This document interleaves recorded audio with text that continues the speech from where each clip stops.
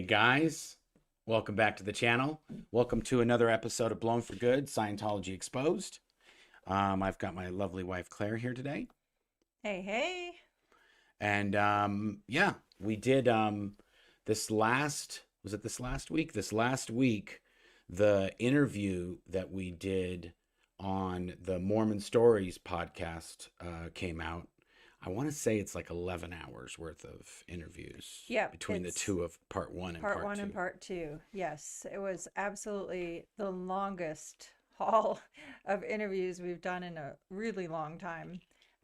So yes, part one was released on Monday and part two was released on Thursday. So if you have not seen that, get on over to Mormon Stories podcast for a Headley deep dive. Yeah, we did. I mean, we talked about a bunch of stuff when we were there, when we worked at the international headquarters, and then we talked about how we got out, and then some stuff that happened afterwards. And Yes. so, yes, good stuff. Today, I lost my slide. We had some weird technical fun right before we started. BT's into house. Sears BTs in this house. But we were able to conquer them. But one of the things I wanted to show you guys was I got this photo off the internet. I don't know. Oh, where'd it go? I don't know if that is an actual proper representation of David Miscavige. Somebody might have shooped it a little, Perhaps. possibly, Possibly. and or sent it to me like that. I don't know. I have a library of one, so I just grabbed a David Miscavige little thumbnail, and his hair. It does look enhanced to me. I'm not going to say that that's 100%. Yeah, I don't know. I mean, playing devil's advocate, I've never seen someone who's Yeah, let's make it big. just gotten hair plugs. Maybe that's what it looks like fresh out of That's true. You the know, I oven. don't know about. I don't know about hair plugs. Do I you don't know about either. hair plugs? I don't. I never heard anything about hair plugs. It could be that he had them. I don't know. Oh yeah, I think definitely in later years. He did. That's what I I don't mean, know. just looking at unless every single photo is photoshopped. Well, also, I don't have a problem with hair plugs. If you want to look like you have hair, then make it look like you have hair. People wear makeup. It's like For makeup sure. for dudes, Yeah, exactly. Whatever. Yeah, He can do what he wants to do. whatever you want to do, you do Um, you. we've already got our people in here. We do normally do a little readout. I'm sorry we had to do the hair recap instead, but We can if still do a shout out we to can, people joining okay, us. you Yeah. read them and I'll jam them up. Okay. Okay. All right. Let's see if I Let's do switch. this.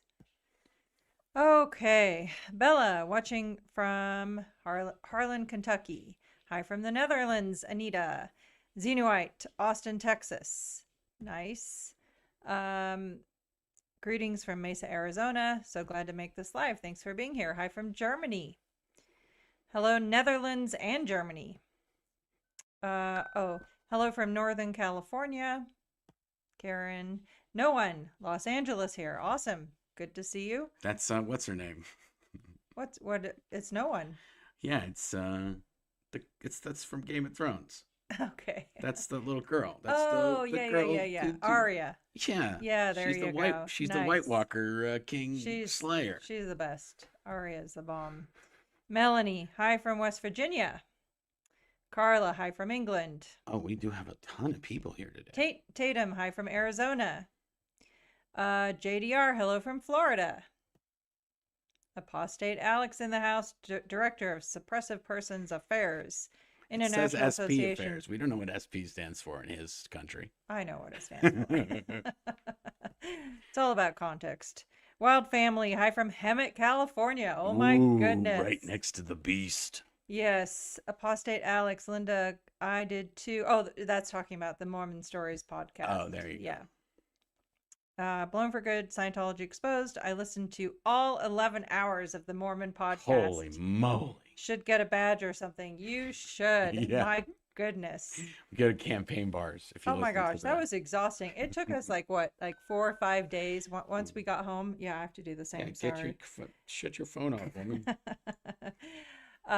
We got home from that on Thursday night, actually September 11th.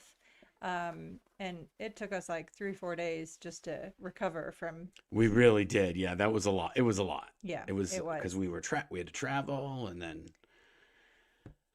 We were there for 2 days. Then we had to catch up on work and Yeah, then we had to do all the things we would have done if we weren't doing that when those 2 days happened. yes. Okay, I think we're good to go. I think Okay. we have a few more Netherlands just because there's so many. Manon, hello from the Netherlands. Awesome. Yes. Watching from Harlan, Kentucky. Nice. Gretchen, Philly. Angel Cat. Greetings from Cameron, North Carolina. Awesome. Sherry, hello all from Western Minnesota. Vicky from Clearwater. Okay, good. And then one last one from the Cher, good evening from the Netherlands. and then of course Trevenon. Trevenon, yes. Thank you, Trevenon, for being here.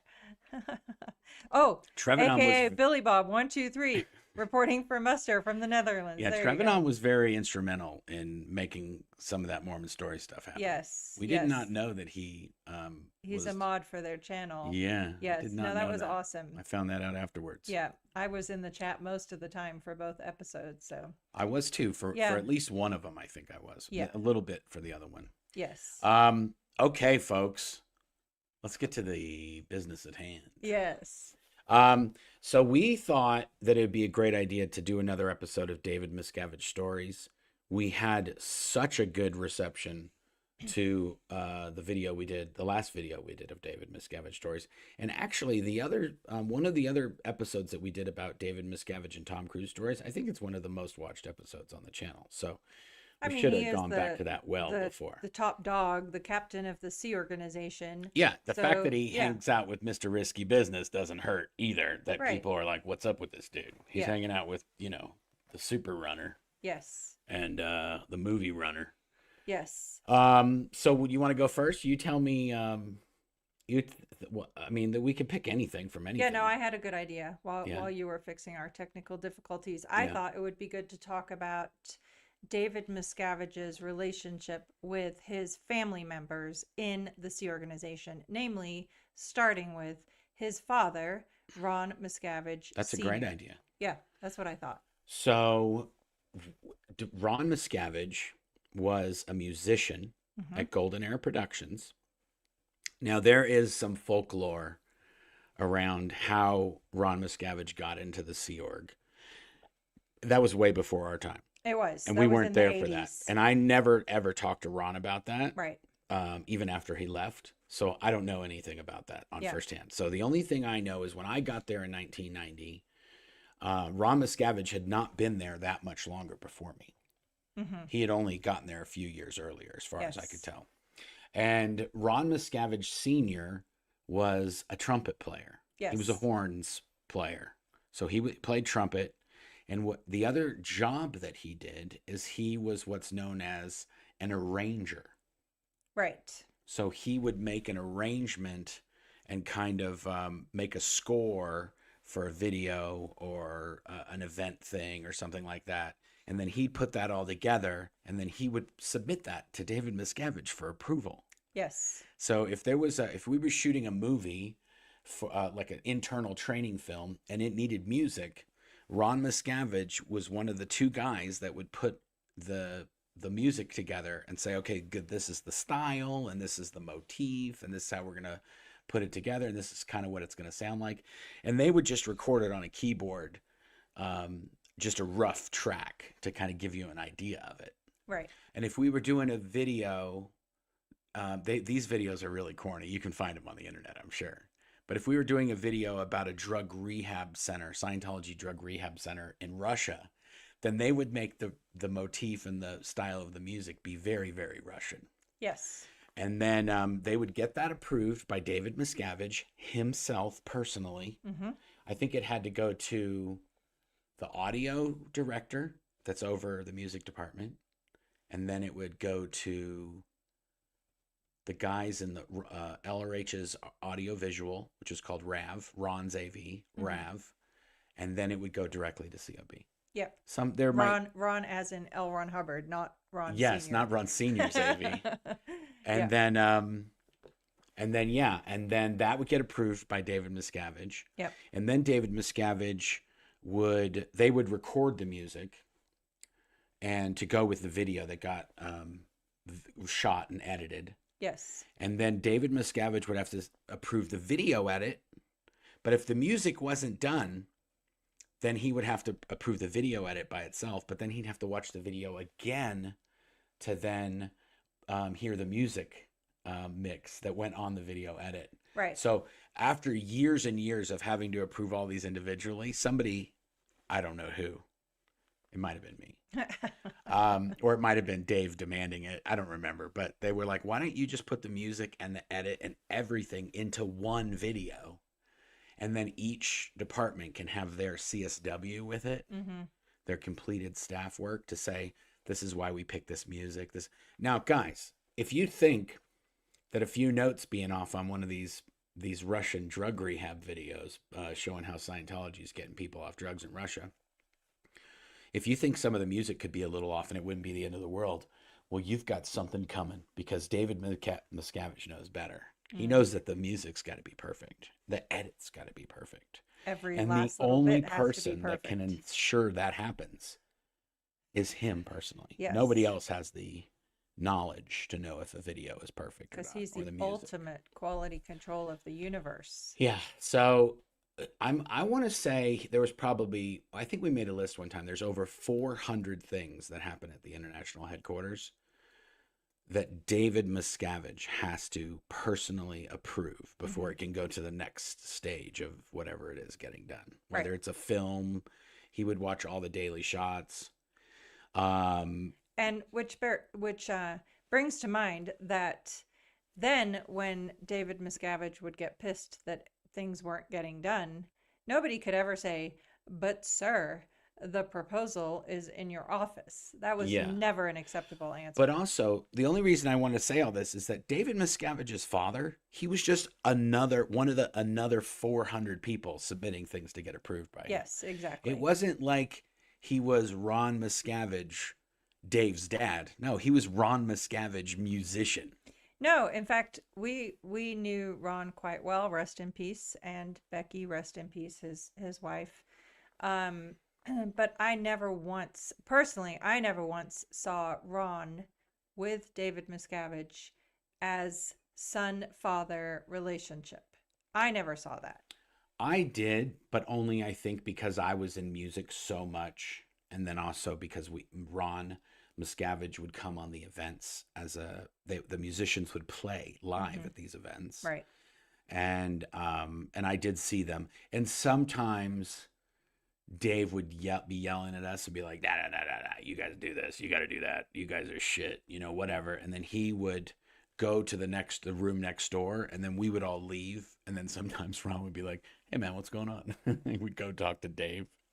So I did see that on a few occasions, but they weren't like hugging and drinking a beer. They were just talking off to the side, and who knows what they were talking about, because I do know there were many occasions where Shelly would come and talk to Ron after the musicians boofed some mix down, or they messed up on an event thing. That's a good one.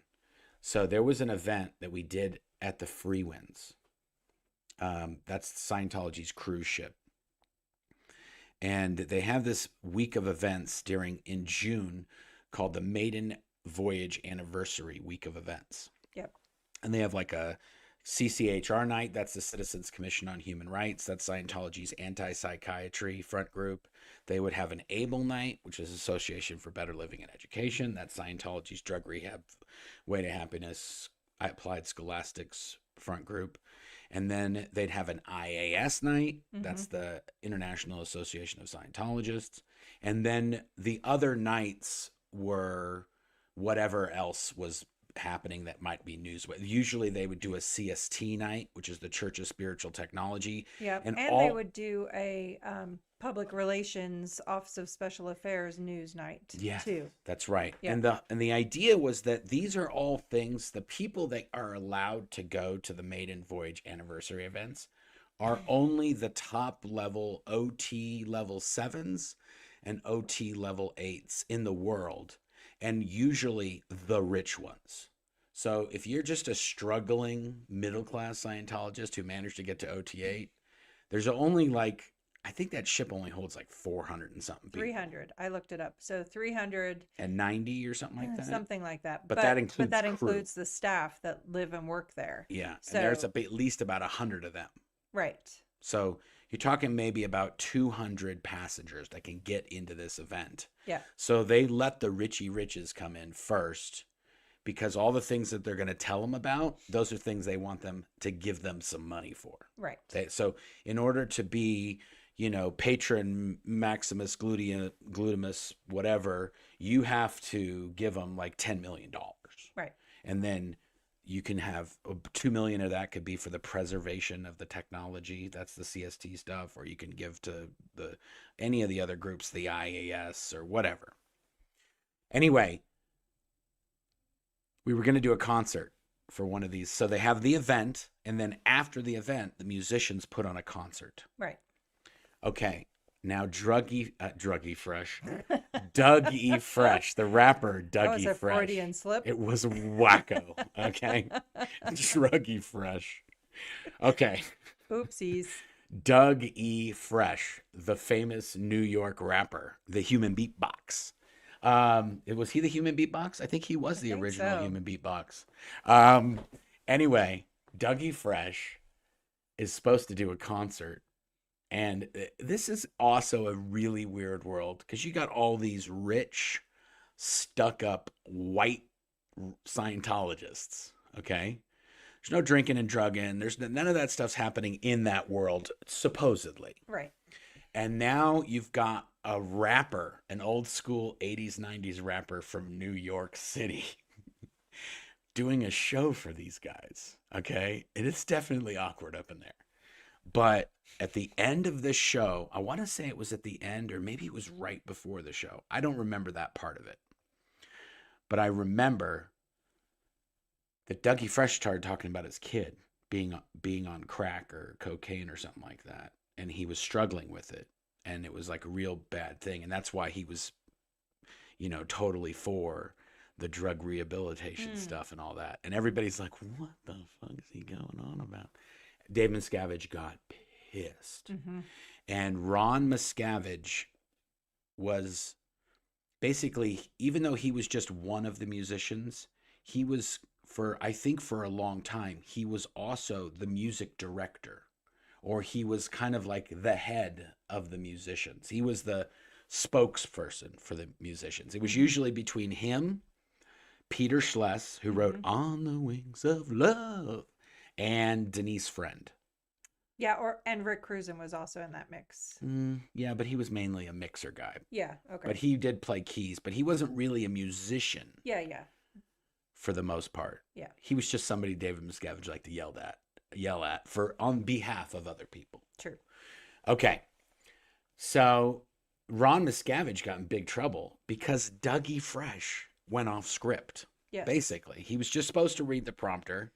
And then Dougie Fresh just got excited about the project and just started talking about drugs and his kids and nonsense. Anyway, I remember that Dave just came down on Ron. Mm-hmm. And I think for months, they were in lower conditions because of that Dougie Fresh situation. Right. So that's another thing you got to know. Sometimes just because your last name is Miscavige, that doesn't mean you're going to get treated any better. I would say out of all of the Miscaviges, Shelly was the one who benefited the most, just because she was so close. She had a run. Until it turned rotten. She had a run. But she did. In the end, it didn't work out. Yeah, but up until the end, she probably, I don't know. It's weird because I always thought that Roanne, that we're going a little off script here, but Roanne was L. Ron Hubbard's granddaughter. And she was in the Sea Org at the Ent base because her mother and father, Diana Hubbard, L. Ron Hubbard's daughter, also had the gingivitis, if you don't mind me saying. I do mind you saying that. Gingivitis I maximus. object. Anyway, she was also a redhead. And Roanne was actually a redhead. Yep. But Roanne's parents were both in the Sea Org, and they were both posted at the international headquarters. Yeah. So Diana and then her husband, John Horwich. John is not in the Sea Org anymore. Roanne is not in the Sea Org anymore, but Diana is still there. Alive or not, we don't know. We haven't heard or seen, and no one that has left recently knows anything about her. Yeah. And they've never, or they haven't said anything. Yeah. Okay, so, but I always thought that Roanne was being treated specially because she was L. Ron Hubbard's granddaughter. Yeah. And then when Roanne left, And I think when she was younger, she had some things, like she had a tutor, not that it was an accredited tutor, you know, whatever. She just had, there were some things that were done differently to appease L. Ron Hubbard, I believe. Wasn't her tutor Jenny Sue Alexander? Yes. Yeah, so she had a lady that I think used to be like a teacher. Used to be in her prior to the Sea Organization. Yeah. And she might have been. She was accredited. I have no idea. But either way, it was just somebody who was the most teacher-like of the people available. Yes, exactly. Yeah, you can never take titles at face value when it comes to Sea Organization jobs because, you know, there'll be electrician. So one might presume from your experience in the real world that means said person has electrician certification and qualifications. That's just not the case. Same with a tutor. Just because they have the title of tutor means absolutely nothing as to their actual qualifications. Yeah, you know, which is funny because I didn't know a lot about plumbing and electrical and stone veneer before I joined the Sea Org. Yeah. But now I did hundreds and hundreds of hours of those items in the Sea Organization, building buildings and stuff on that property. But now if I needed to do some of that stuff, I could do it. I don't know that I would do it the best or the nicest, but I could do it. But I wouldn't tell anybody that I was an electrician. No. I wouldn't be like, yeah, I'm an electrician. I've wired 4,000 outlets, but I'm not an electrician. Hey, I'm a rock star.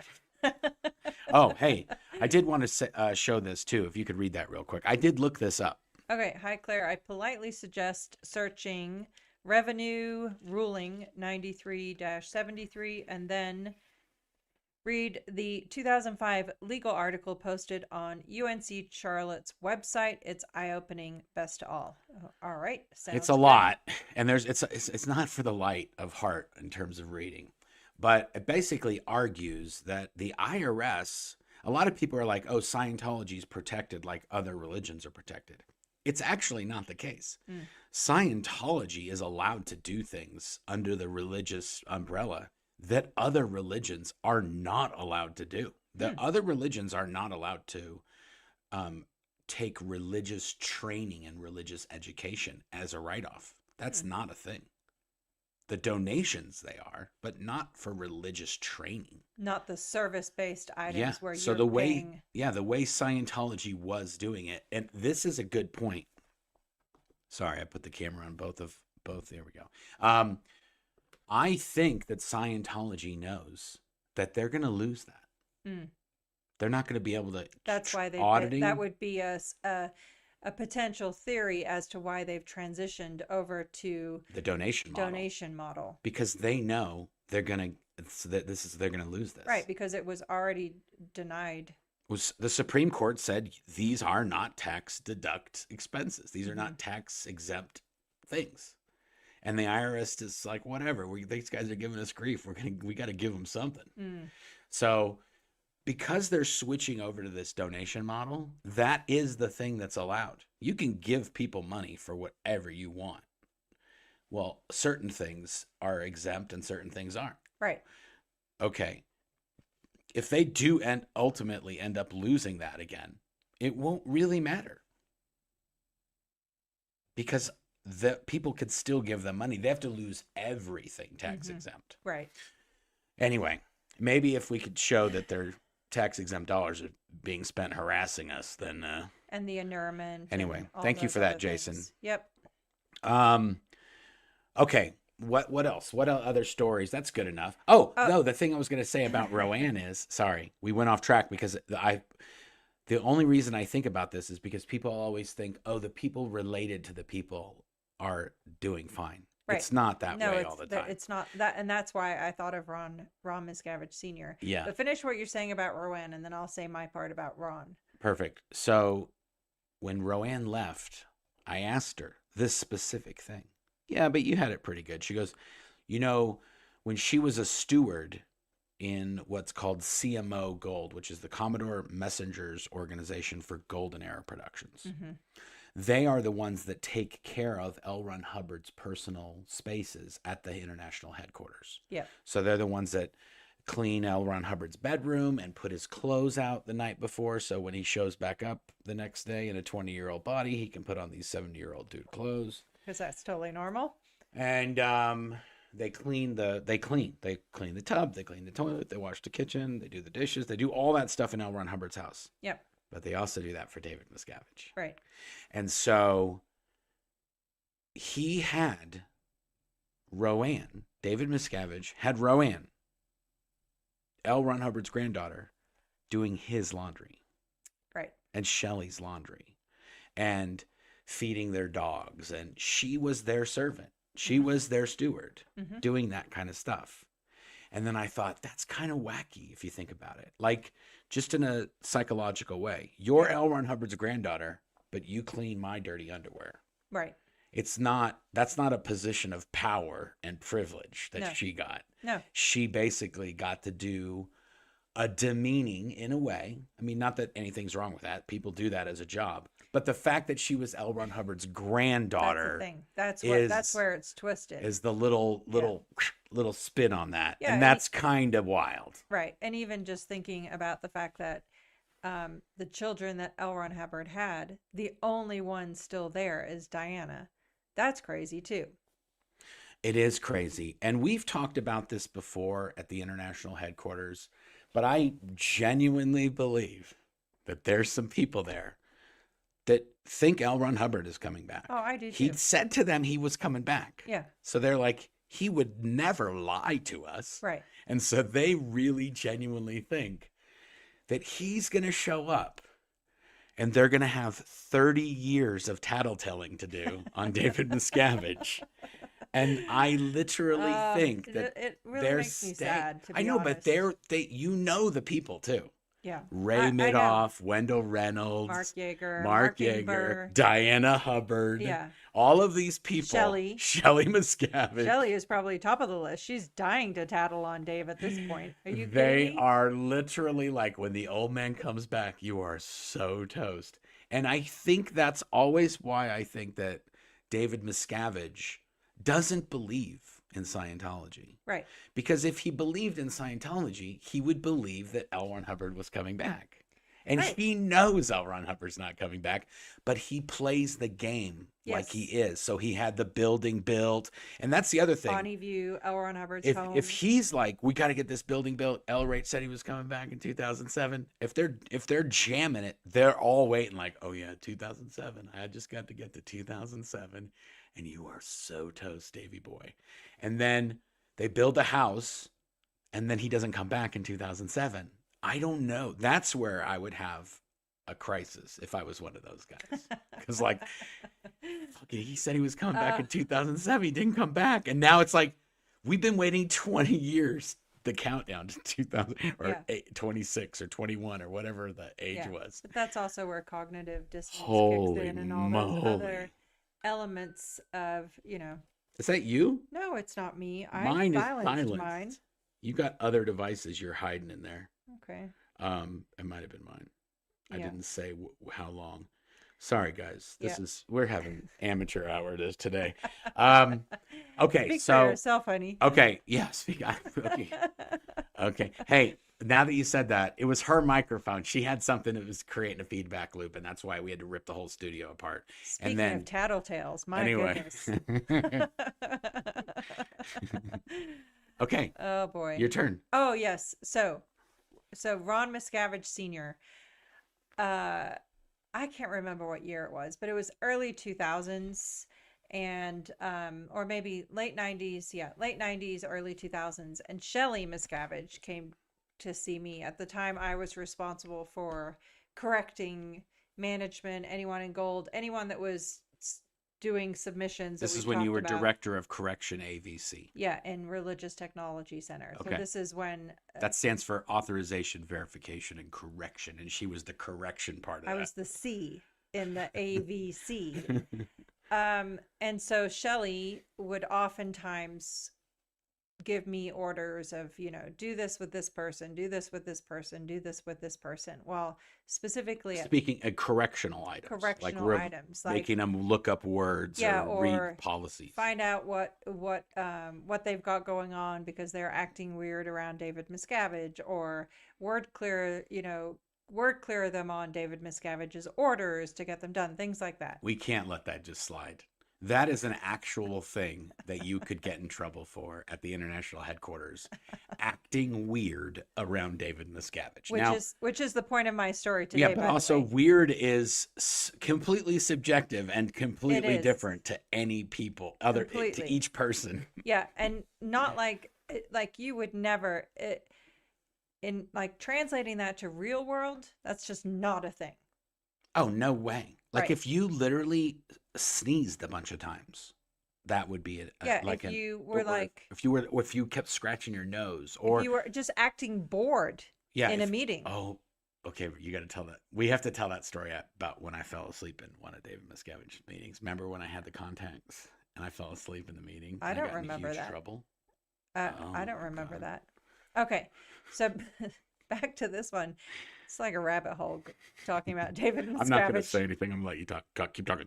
Okay, so Ron Sr. was in music, and this specific time was, Shelly says, "Oh, Ron keeps messing up his conversations with David Miscavige." I remember this. Dude, it's his dad. This was in the late 90s. I remember this because at that time, I was working with the musicians, and I think I was either the assistant producer or the producer. So yeah, it was 1990s, early 2000s, somewhere in there maybe. Yeah. And he couldn't. Every time Dave would ask him questions, he would answer not the question he was asking, or stuff like that. I totally remember that. Yeah, which to my mind, in retrospect, more had to do with lack of sleep. Hey, who reacts well when someone's screaming and cussing at you at the top of their lungs? I mean, seriously, and not only that, it's your own father. Yeah, but also nobody was sleeping. Your son, I mean, your son is yelling at you. What dad responds well to their son cussing them out full time, right? But also, it was like David Miscavige or Ron Miscavige is talking weird to Dave. No, he's talking weird to everybody. He's an old man who hasn't slept in a week. He was talking that way to everybody around him. It wasn't just Dave. He wasn't singling him out to be weird with. No. So Shelly's big solution to this was, hey, on grade 0, there's all these processes that are supposed to make Sorry about that. That's all right. I just smoked out your camera. Things got a little blurry.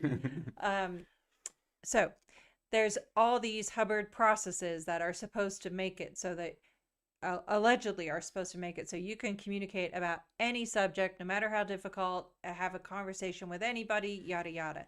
So Shelly's big, bright idea was, hey, let's use those with Ron Sr. So that he can talk to his dad properly. So that went on for months. I remember that now. Oh that was so funny. I can't even believe that, and that's just a Tuesday, really. Like where you have to do something like that. That same thing happened with so many staff. Yeah. Glenda, I got to put this up. I can see people trying so hard to not look weird that they start acting weird. Exactly. That's exactly what would happen. People are so anxious. Yes. That they're going to do the wrong thing or say the wrong thing. That is what led to the whole pie face campaign. That's right. That David Miscavige launched, because he was like, I don't know, why are people acting weird around me? You're all pie face. Here, go like this. There you go. Okay then. Well, now my microphone is gone. We got to move this afterwards. We're gonna do some. I think I was moving the table. Yeah, and the table. Oh boy. Anyway, yes, that was a definite thing that happened Yes. all the time. Oh, let's see if your camera's any good. Oh, it's perfect, actually. Let's see. Okay, there we go. I'm kind of jealous of the Mormon stories. They have a very cool setup. I mean, we did throw this together from stuff laying around in my shop, but Yeah. they do have a purpose-built setup that is pretty cool. Yeah. That's off topic, but to me that was such a great 2 days of learning so much about the parallels between Mormonism and Scientology. I was blown away. Nashe at Clara Carter, is the Mormon Stories interview one of the first both Claire and Mark did together? I think it is the first I one think it is. that I we've mean, done. we Besides for TV shows and yeah, films and movies. And... yeah, we've filmed before together. Ironically, the longest one we ever filmed together was for ABC Nightline, and that one Scientology got it shut down before it ever aired. Yeah. And even that was not such a long deep dive with both of us. Most of the time we did make the entire camera crew cry on that one. We pretty much had them all in tears on that one. That was a good emotional storytelling episode, and they were like, this is gonna be the best episode we've ever done, and then it never came out, and I was like, yeah, good job, guys. I get goosebumps thinking about it because I remember that moment. I remember we were sitting upstairs in our living room, and it was kind of lit, like it was dark, but we were under the bright lights filming.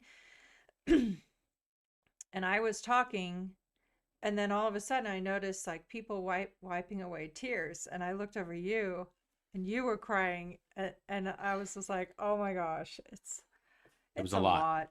It's a anyway, pie face. Somebody said we talked about pie face and we never really explained what that was. Yeah. In the Sea Organization, same time period, late 90s, early 2000s, around there somewhere. Yeah. Because if David Miscavige asked you a yes or no question, if you answered yes, you were wrong, and if you answered no, you were wrong, and if you gave an explanation, well, then you were completely wrong. And not only that, excuse me, whoever would end up responding, would most, like 9 times out of 10, become the sacrificial lamb and become the main focus and target. Yes. So there became more and more of a reluctance to speak up. That person. Yeah. So David Miscavige, we'd be in these meetings with 20 people around a giant table, and there'd be people standing behind the people at the table, and he'd go like, does anybody know why I can't get this done? And everybody'd be like, I surely do not know. And and everybody would just be standing in there just like, and then he would ask somebody directly, what do you know about this? And the person would just sit there. They wouldn't say anything. It was kind of the craziest thing in the world. It was like they're thinking, if I answer him, he's going to get mad that I answered him. I interrupted him. Yeah. So I'm not going to say anything. I'm just going to let him keep yelling, and then it'll be fine. Yeah. And so people would just sit there, and then he would just start screaming and yelling and throwing shit. And so eventually he would accuse everybody of being pie face, and he drew this circle with these slit eyes and a straight mouth and a nose, and it was just like, and that was it. And then those got posted all over the conference rooms, those pictures. And it was like, don't be pie face. He even made those button badges like that he would put on people. Pin on badges that were pie face. It was just white. It was just a circle with... Any of our kids could do a better job in terms of artwork. There was nothing artistic about it. You know what it actually looked like? You keep talking. I'm going to find the picture that it used to look like. Okay. Yeah, anyway, so yeah, for a while that would be a thing. Like he would have badges, there were posters, pie face. And at the time, Marty Rathbun was the David Miscavige's second in command. So he even started doing what's called rollbacks, where he would put somebody on the e-meter and ask when, who had just, like, he'd put the person on the e-meter who had just been quote unquote pie face with David Miscavige, to find out where they got that idea from and roll it back to find out who was spreading the enemy line that David Miscavige is hard to talk to. Remember that? Yep. We're like, dude, he is though. He's a psycho. Anyway, All right, that's what I had to say. So Okay, now I we're can't good. find the thing. I found it, but I can't get it to Yeah, present. So that's all right. it's the "Where's the Gold at" leprechaun sketch. Mm, Okay, if you know the very famous viral video "Where the Gold at," um, with the leprechaun sketch, the amateur leprechaun sketch, that is very similar to what David Miscavige's pie face sketch looked like. yeah. The leprechaun was much more detailed. Okay, what's another good story? And then I think we should probably think about doing a giveaway. Yeah, sounds good. Um, okay, so we talk and also okay, so talking about Ron and Becky, rest in peace. Yeah. David Miscavige was also super opposed to Becky. Yes, that's right. Like so derogatory. Uh She got a lot of flack she just did, for which was being together with Ron. unbelievable. She was the one of the she had the capacity to just maintain this like vivacious, bubbly personality when most people had long since been worn down, right? Yeah, yeah, That's and fair to say. also, yeah, she was very positive no matter how much he dunked on her. Yeah. It was just like And she whatever. was always put together, would always have Yeah. her hair done, her makeup on, like, you Yeah. know, all of that, which, It's not common. no, it's not. It's not. Like, some yeah. some gals hadn't had makeup on in over a decade. Yes. That's like how often people put some of the women that this in the Sea Org put makeup on. It's just an extra giant waste of time that is Right. no one cares about. And not to mention the fact, I mean, when you're getting $46 a week, and if you then drink coffee and you smoke cigarettes, I mean, you're not going to have much money left over for For Mac, makeup. At best case scenario, it's going to be Walmart generic brand you think? if you're lucky. Did they sell makeup and stuff like that in the canteen? Um, I don't no, ever remember that. no, they didn't. But at one point, they had actually that was a something being pushed by Shelly Miscavige was to get all the women wearing makeup, and the makeup artists in Cine had Avita discounts. Yes. So for a little bit, it was short lived again because $46 a week doesn't allow much Yeah. of a budget for We that would kind of the stuff. most of the people ordering Avita through makeup because I was the pre-production director Mhm. over makeup. Most of was RTC. There wasn't a lot of Right. regular folks ordering Yeah. makeup from And Avita and you know direct what's funny? from the because we had Yeah. we were a distributor. Golden Era Productions was like a distributor, or we bought through a distributor for Yeah. Avita. You know what I remember most about Avita is that it's like, oh, we're getting Avita now. So we got shampoo, and I'm like, oh, it smells so good because Avita shampoo was not unscented. Yeah, which was also another weird thing because you weren't allowed to have anything scented in the C organization. But because Shelly Miscavige and David Miscavige used Avita, then everybody could use Avita, even though it had perfume in it Exactly. and fragrance in it. Yes. Yeah. But I don't remember. There was some excuse. It was like, no, they're essential oils. It's an extract. It's not really perfume, but it said right on there, fragrance, like right on the contents. Yeah, it did. Gosh darn it. Yeah, there was a lot of stinky Sea Org members. Oh my gosh. Some people did. I mean, if you're not allowed to wear scented deodorant, Mm-hmm. then you got to buy like unscented deodorant. And Mhm. that's expensive. Yeah. It was expensive. It was cheaper to buy the scented stuff. Yes. So you would just not wear it. There were people that were just like, oh, deodorant. That's like kind of like a suggestion. So yeah, there was Awful. also a lot of people that weren't from the United States. So they might have different customs and cultures in those countries, that differ from white folks in Hemet, California, in the middle of the desert. But Yeah. I tell you right now, I got fragrance in just about everything I wear. We were Jam it up. I'm I'm a stinky I think we've mofo. I thoroughly smell. embraced the fragrance. Like I love Yeah. smelling good. And I love you smelling good too, by the way. Betsy Sue also smells like poo. Oh, there we go. Yes, indeed. Yeah, I don't know why.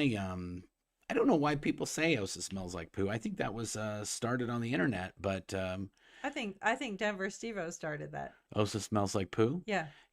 I don't know. I've never really smelt them up close, the Osa folks. But I mean, Yeah. they're old Yeah. and they've been in the same room sitting in that chair. So I mean, it's not a It's not a stretch, probably. No, it's not. They do deal with a lot of poo. They sure do. Okay, let's get Denver Steve-O. Okay, let's do you want to do some questions and then we'll do the giveaway at the end? Let's do the giveaway now. Oh, geez, Louise. Remember. Because I have to bump out in 10 minutes. Oh, bump Just out. a reminder. Is that a technical thing? Bump out? I believe so. I think you 100% made that up. It means nothing. Bump out.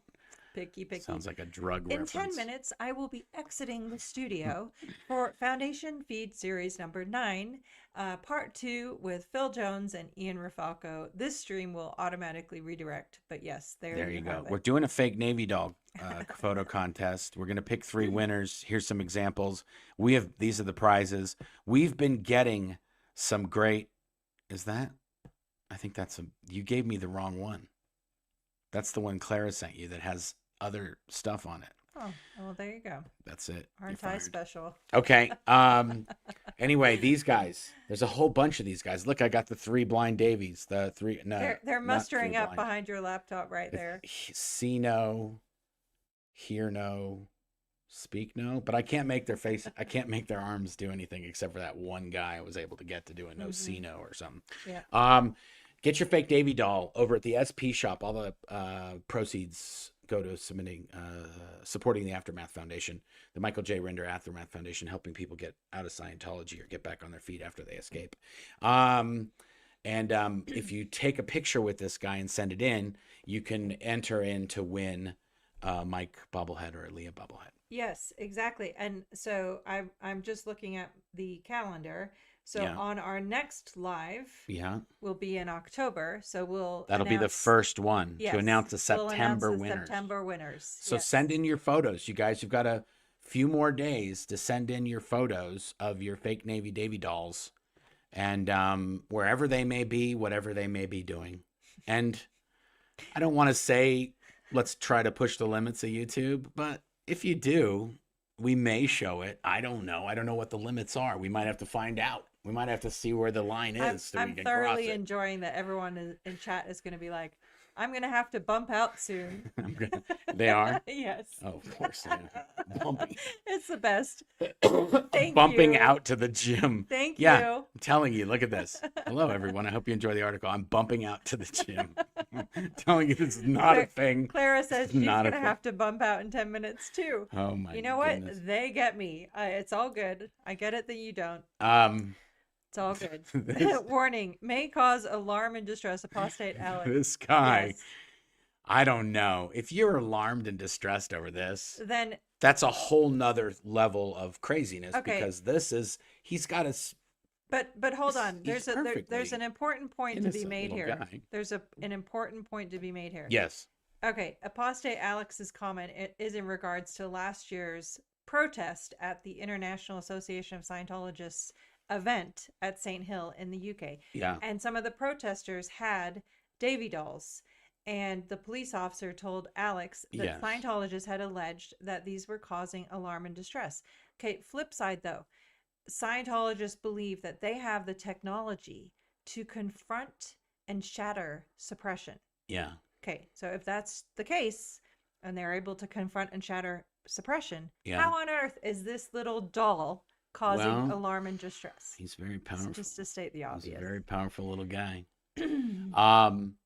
Fake Navy Davy. You got to get one. spshop.com. While supplies last. Okay, let's see if we could do a giveaway. If I might have to go down here. Let's see. Oh yeah, here we go. Hold on.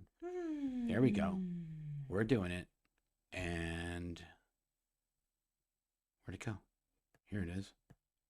There we go. I did it. It's a miracle. Awesome. Okay. It says there's only 100 people. Is that true? Maybe it is. Maybe only 100 people commented. So just reminder, to be entered into the giveaway, you have to comment. So if you want to get any comments in... Well, they just did. I just pulled the trigger. It is what it is. Okay, for next week. Now you know. Mrs. Woozy. Oh, Tuya. Has that person won before? Yes. They have? I believe so. Unbelievable. Sure. Well, congratulations. Congratulations. Again. Double winner. This Have we had double winners before? People who've won more than one? Yeah, a couple here and there. Really? Yeah. Wow, you got to get more people But in if here. if I remember correctly, this is the person that asked for a copy of my book, which Oh, isn't done yet. oh There's yeah. only two people I've done that with. I have a list. I don't want to Oh, lose track. really? Oh, Yes. you're really overextending your share. You got to do the book before you can I have to finish the book. reserve giveaways. I know, but it was a special request, and I'm not very good at saying no, so I agreed to it. But anyway, congratulations on the Yes. winner. Send me an email, claire@blownforgood.com with what you we're doing the fake Navy Davy. That's Yes, the fake Navy giveaway. Davy. Yes. Yeah, And sorry, with your address. sorry, Mrs. Woozy. You were the second runner-up. Oh, So Miss Woozy, you know I what? commented, but what? I'm overruling. Miss Woozy was in chat for like 11 hours at Mormon Stories. So So you're you know just what? giving her? I'm giving her a Davy doll. Wow, there So you go. send me an email, claire@blownforgood.com with your address. 2 winners in one draw. Two winners. Look at that.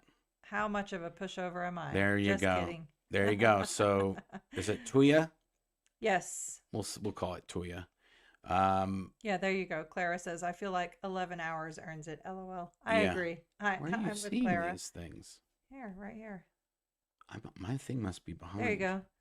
See? Oh, there it is. It just showed up. Yep. Okay. Yeah, there you go. Oh my God. Seriously, that's amazing. There you go. Congratulations, Mrs. Woozy. Yes. So claire@blownforgood.com. Send me your address and we'll get that off to you. Same for both winners. Okay, what was the email again? There we go. We got you. Okay. Oh yeah, Clara put it in there. Yes. Okay, good. Okay, so I'll do a few questions here while we're waiting. Yep. If people even put questions in here, or do we want to tell another Davy story? Here, well, here's one. Okay. There you go. All right, Trevanon, question. Thinking of a third episode with John? There are comments asking for that. Oh, that would be amazing. Well, that's up to John Yeah. and Margie. I mean, Yes. we're not going to dictate that, but yeah, if you want them to do another one with us, comment on their video of Mormon Studios podcast. Yeah, because Or Mormon Stories. Did there I say are Mormon Studios? Mormon Stories. Yeah. Mormon Stories podcast. What I think would, if we had that opportunity, I would do a deep dive in the stories from when we got out. Much of what you put in the outline for your book too, if you ever wrote a second book. Yeah. Like all the things, like All the things that happened to us. Yeah, we didn't really get into that much of the fair game and stuff like that. no, or Just 'cause- even just like the story of how we ended up getting our belongings back. That is the best. We should do that on our own channel, though. We should. We got to get that. Let's Yeah. just decide that is what we're doing next week. Okay. Digitize that list. That document. Get it as a and PDF. talk about all the details of and how we'll just that go went through down. that whole thing. Yeah, perfect. That is going to be an amazing episode. There's will police be. involved. Yep. There's interstate possible contraband Yep. transport. There's all telling you this is a very, very jam-packed action. This could be an episode of Blown for Good. Just that one thing. Yes, agreed. There's a lot to Okay, it. we're gonna do that. It's a pretty awesome. Okay, sorry about All that. right. Trevanon, you got to talk to your people, or get the people to talk to your people. We'll do it too. I'll You'll send do a it. message. Talk to people too. Yeah, I talk to lots of people. I would beg to argue I talk to more people than you do. Yeah, that's for sure. All right. Is somebody contesting that? I was just stating for the record. You know. Okay. Anyway, it's been real, everybody. I'm gonna. You have pop to on read the over- question, Oh, sorry. and then Jess, then you question. can go. All right. What Then is you're the? free. Thank you. Yeah. What is the likelihood of Miscavige remaining faithful to Shelly since she has been disappeared? I'm guessing unlikely. Yeah, I would say 0 chance of that. Personally. Yeah. We're back on me. Perfect. The chances, the likelihood is probably low, I'd say. Bump it out. But Claire's bumping out. Look, there she is. She gone. She gone. She gone. There you go. Empty. I don't think that I don't know. How can you? She's in the middle of a vault somewhere in Washington or California or New Mexico. Who knows which vault she's in these days. The 2 locations that we 100% know that she was either at or registered to live at was the the place it's called the Church of Spiritual Technology, and they have these underground bunkers. This is real. This is reality. And that's where all of L. Ron Hubbard's writings and recordings are stored, etched onto metal plates and recorded, mastered onto gold records. And they have a solar record player that's got a hand crank on it too, if you want to listen to L. Ron Hubbard at night, which everybody's going to want to do that when there's after the apocalypse.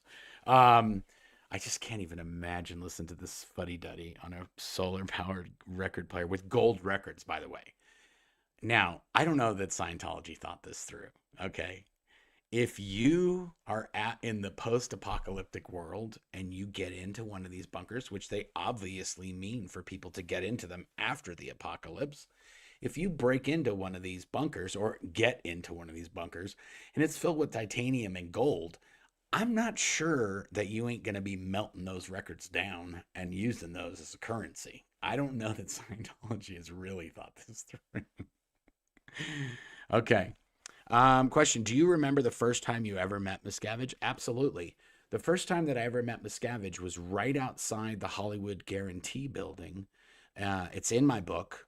And I was with my friend Jesse Radstrom, who had joined the Sea Org a year prior to me, and he was coming to the same building that I was working at to get his clearances, his security clearances through the Sea Organization, to be able to go work at the international headquarters.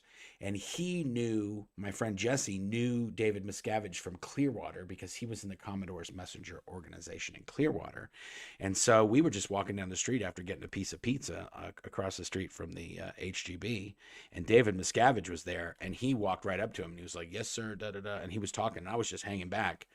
And then he had a whole conversation with him, and then he walked back to where I was, and then we walked inside the building, and I was like, "Who was that?" And he's like, "That was COB." And I was like, who's COB? Like, I had no clue who David Miscavige was. And